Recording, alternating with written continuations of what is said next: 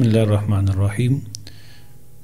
आज का मसला है कि मसबूक इमाम के साथ सजदा सहव के लिए सलाम फेरे या ना फेरे। मसबूक उस मुक्तदी को कहते हैं कि जिसकी एक या एक से ज़्यादा रकतें रह जाएं। मसलन वो दूसरी रकत में शरीक हुआ या तीसरी में या चौथी में शरीक हुआ, उसकी एक, दो या तीन रकतें रह गई हैं। इमाम पे सजदा सहव लाजिम था।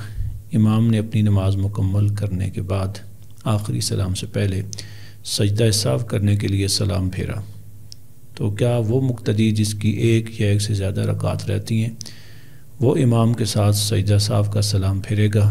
तो इसका हुक्म यह है कि मुक्तदी जिसकी नमाज तो पूरी है इमाम के साथ, वो तो सजदा सहव का सलाम फेरे और इमाम के साथ सजदा सहव करे।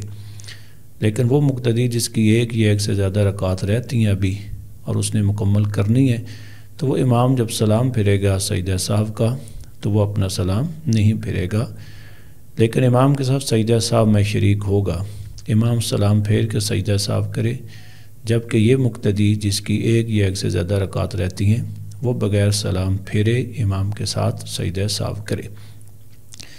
दूसरी सूरत है कि अगर उसने सलाम फेर दिया, तो इसमें एक सूरत यह है कि अगर उसने भूल के सलाम फेरा, उसकी तवज्जो नहीं थी, और जब इमाम ने अस्सलामु अलैकुम व रहमतुल्लाह कहा तो गैर इरादी तौर पे, बग़ैर इरादे के, बग़ैर कसद के, बग़ैर नीयत के उसकी मुंह से निकल गया अस्सलामु अलैकुम व रहमतुल्लाह, फौरी उसको याद आ गया, तो बहरहाल वो इमाम के साथ सुजूद सहव कर ले तो उसकी नमाज हो जाएगी।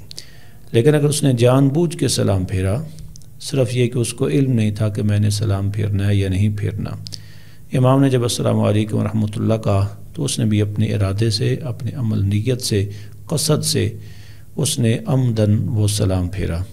सिर्फ़ यह है कि उसको इल्म नहीं था कि मैंने सलाम फेरना या नहीं फेरना, तो ऐसी सूरत में उसकी नमाज़ टूट जाएगी, क्योंकि उसने जानबूझ के नमाज से निकलने के इरादे से उसने सलाम फेरा है, तो उसकी नमाज टूट जाएगी।